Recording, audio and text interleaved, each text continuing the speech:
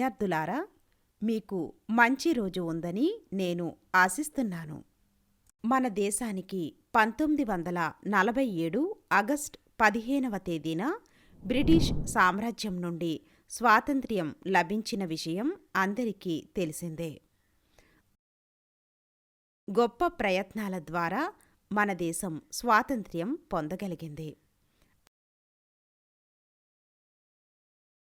అయితే మనకు స్వాతంత్ర్యం వచ్చిన తరువాత పెద్ద సవాలు ఎదురైంది. బలమైన పునాదిని ఏర్పరచుకోవడానికి సరైన జాగ్రత్తలు మరియు ప్రణాళికలు తీసుకోవాలి.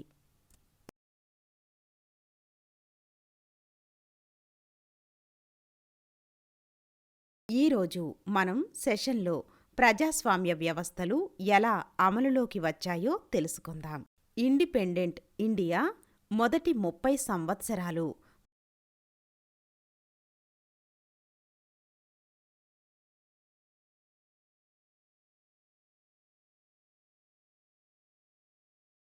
(1947 నుండి 1977) నుండి 10వ తరగతి సామాజిక అధ్యయనాలు.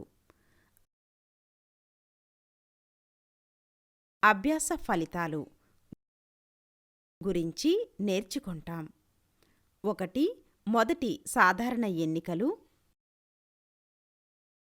యూనివర్సల్ అడల్ట్ ఫ్రాంచైజ్ మరియు దాని సవాళ్లు.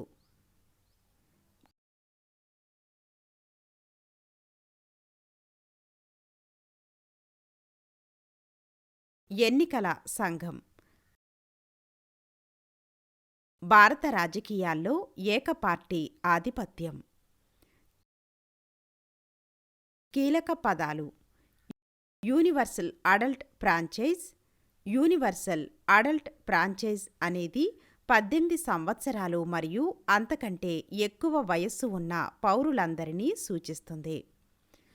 వీరికి వారి కులం, విద్య, మతం, రంగు, జాతి మరియు ఆర్థిక పరిస్థితులతో సంబంధం లేకుండా ఓటు హక్కు ఉంటుంది. ఏకపార్టీ ఆధిపత్యం.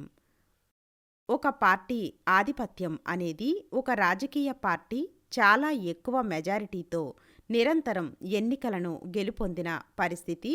అందువల్ల ఇతర రాజకీయ పార్టీలతో పొత్తులు పెట్టుకోవాల్సిన అవసరం లేదు.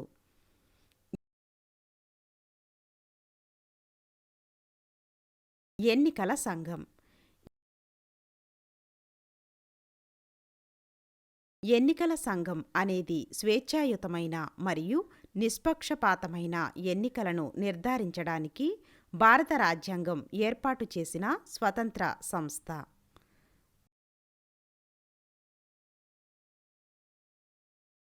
రాజ్యాంగం.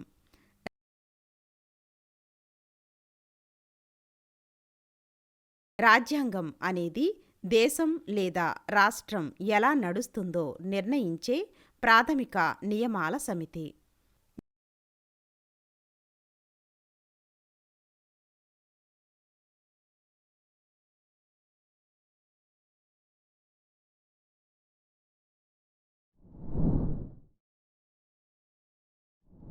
మీరందరూ డాక్టర్ బిఆర్ గురించి విన్నారని నేను ఆశిస్తున్నాను.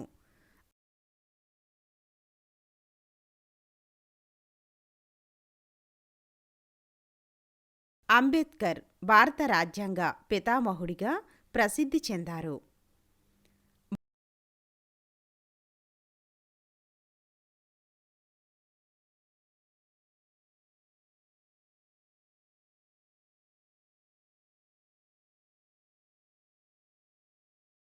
భారత రాజ్యాంగం అమలులోకి వచ్చే రోజు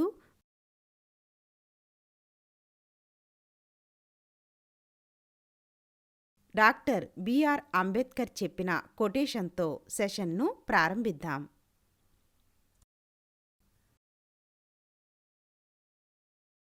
1950 జనవరి 26న మనం వైరుధ్యాల జీవితంలోకి అడుగుపెట్టబోతున్నాం.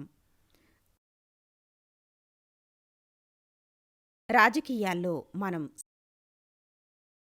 సమానత్వం ఉంటుంది మరియు సామాజిక మరియు ఆర్థిక జీవితంలో మనకు అసమానత ఉంటుంది.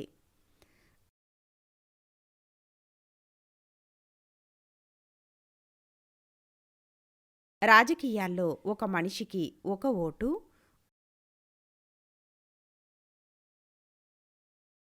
ఒక ఓటు ఒకే విలువ అనే సూత్రాన్ని గుర్తిస్తాం.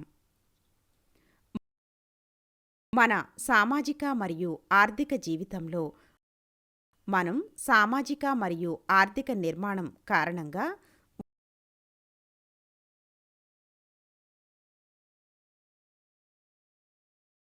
ఒక మనిషి ఒక విలువ అనే సూత్రాన్ని తిరస్కరించడం కొనసాగిస్తున్నాము. భారత రాజ్యాంగం 1950 జనవరి 26న అమల్లోకి వచ్చింది. రాజ్యాంగం కలిసి అనేక లక్ష్యాలను సాధించాలని కోరింది.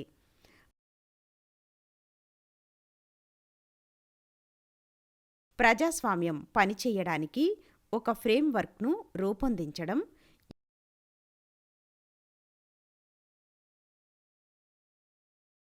ఏకీకరణ మరియు ఒకే రాజకీయ సమాజాన్ని సృష్టించడం మరియు సామాజిక మరియు ఆర్థిక మార్పులను తీసుకురావడం వీటిలో ఉన్నాయి. జాతీయ లక్ష్యాలను నిర్దేశించడం మరియు భారత రాజ్యాంగానికి తక్కువ వ్యవధిలో ఫ్రేమ్వర్క్ను రూపొందించడం గతంలో 2 శతాబ్దాలకు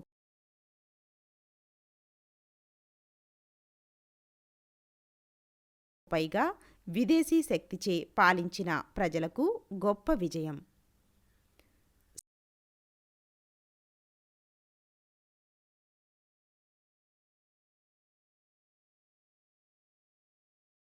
స్వాతంత్ర్యం తరువాత ప్రారంభ సంవత్సరాలు భారతదేశ స్వాతంత్ర్యం తరువాత చరిత్రలో కీలకమైన కాలం.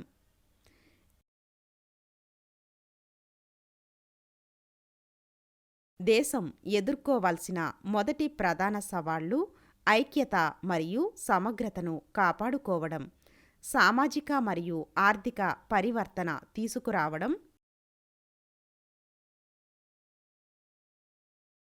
మరియు ప్రజాస్వామ్య వ్యవస్థ సజావుగా సాగేలా చూడటం.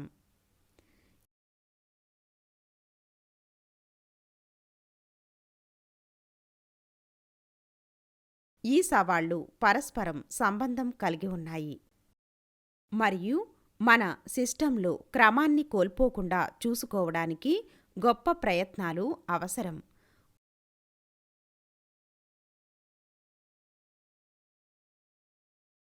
ఉదాహరణకు, అభివృద్ధి లక్ష్యాలు, ఐక్యత మరియు సమగ్రత ప్రజాస్వామ్యం యొక్క ఖర్చుతో రాకూడదు.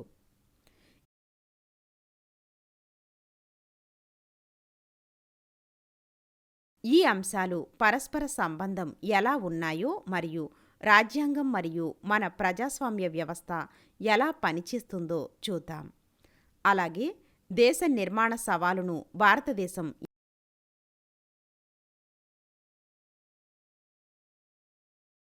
ఎలా స్వీకరించిందనే దాని గురించి మనం తెలుసుకుందాం.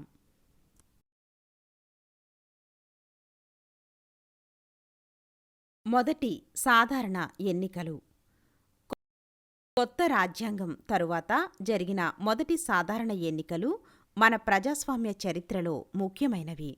బ్రిటిష్ పాలన నుండి విముక్తి పొందిన తరువాత ప్రజాస్వామ్య మార్గాన్ని తీసుకోవాలనే భారతదేశం యొక్క సంకల్పానికి ఇది ప్రాతినిధ్యం వహిస్తుంది.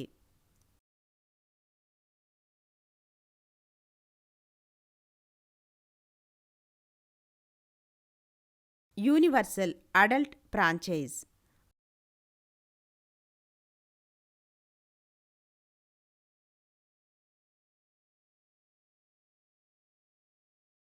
భారతదేశం 26 జనవరి 1950న యూనివర్సల్ అడల్ట్ ఫ్రాంచైజీని స్వీకరించింది.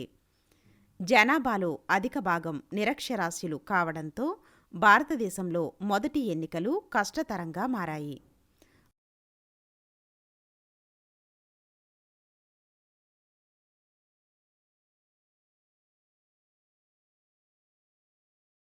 వారు తమకు నచ్చిన అభ్యర్థిని ఎలా ఎన్నుకుంటారు?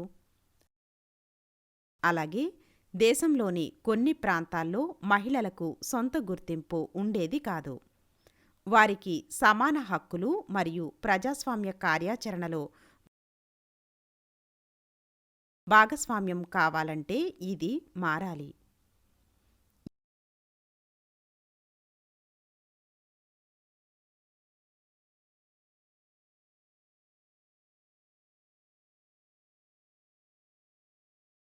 ఎన్నికల సంఘం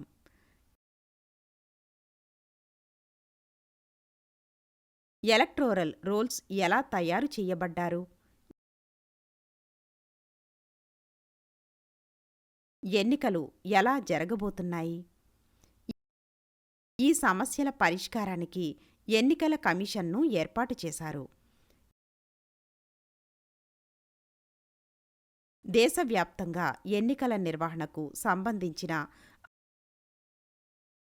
ఆచరణాత్మక అంశాలను ఏర్పాటు చేసి చూసుకోవాల్సిన బాధ్యతను వారికి అప్పగించారు.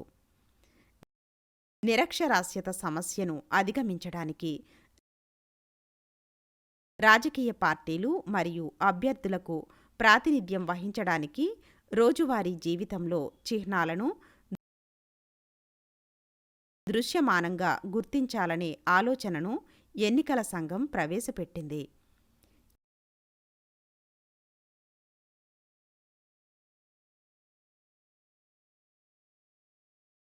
ఈ దృశ్య గుర్తింపు వ్యవస్థ నేటికి కొనసాగుతోంది. మొదటి ఎన్నికలలో ప్రతి అభ్యర్థికి వారు విజువల్ గుర్తులతో ప్రత్యేకమైన బ్యాలెట్ బాక్సులు ఉన్నాయి.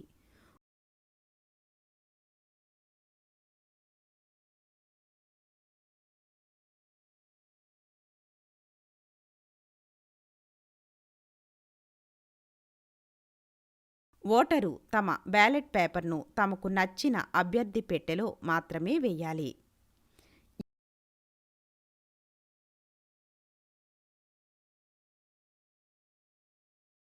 ఎన్నికల సమయంలో ప్రజలను బయటకు వెళ్లి ఓటు వెయ్యాలని పెద్ద ఎత్తున ప్రచారం జరిగింది.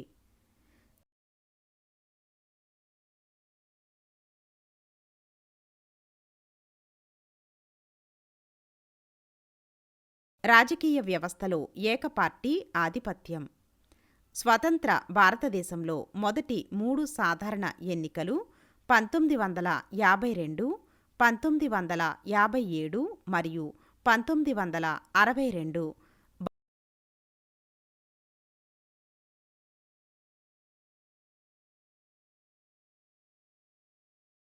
భారత జాతీయ కాంగ్రెస్ గెలిచింది. పోటీలో ఉన్న అభ్యర్థులను దాదాపు ఏమీ లేకుండా తగ్గించింది.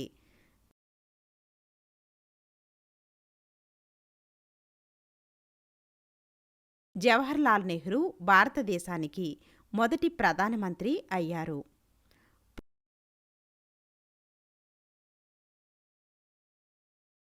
పోలైన ఓట్లలో మరే ఇతర పార్టీకి వ్యక్తిగతంగా 11% కంటే ఎక్కువ ఓట్లు రాలేదు.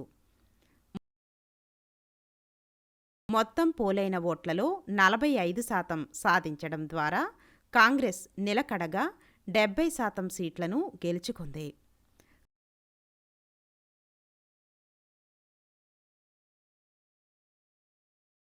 కాంగ్రెస్కు మించిన పార్టీ ఎక్కడా లేదు.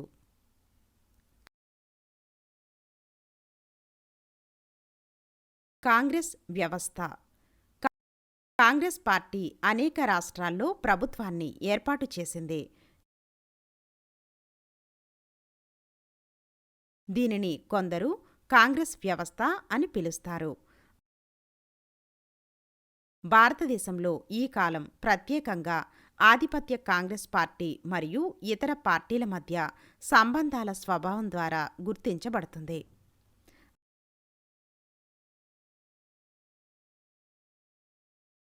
అయితే కాంగ్రెస్ ఎల్లప్పుడూ పెద్ద పార్టీలో చిన్న ఉపసమూహాలను కలిగి ఉంటుంది. నాయకుల మధ్య వ్యక్తిగత పోటీ కారణంగా ఈ సమూహాలు వచ్చినప్పటికీ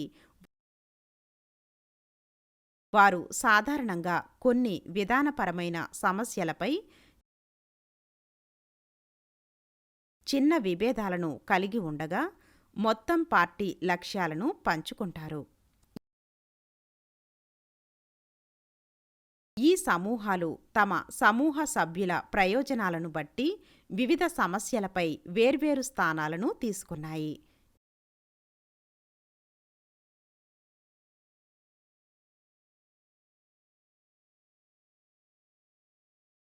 ఇది విభిన్న ఆసక్తులు మరియు స్థానాలకు ప్రాతినిధ్యం వహించే పార్టీగా కనిపించడానికి కాంగ్రెస్ను అనుమతిస్తుంది.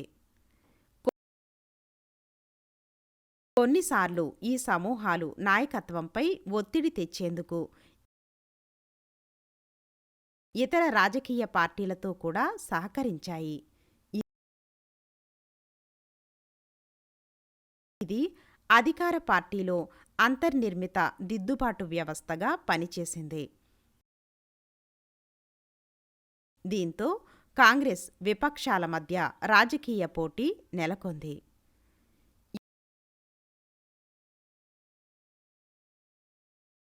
ఇతర పార్టీలు పోటీ చేసినా కాంగ్రెస్ను సవాలు చేసేంత సీట్లు సాధించలేకపోయాయి.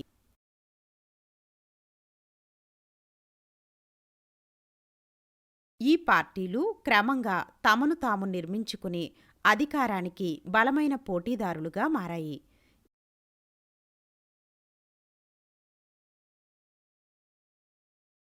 ఇది ఉచిత మరియు బహిరంగ పోటీ ఆధారంగా బహుళ పార్టీ వ్యవస్థను స్థాపించడానికి అనుమతించింది.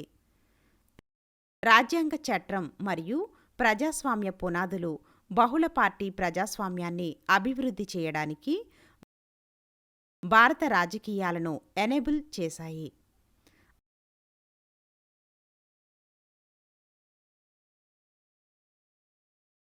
అందువల్ల భారతదేశం అనుభవం చైనా, నైజీరియా మొదలైన ఇతర వలస దేశాలతో పోలిస్తే చాలా భిన్నంగా ఉంది.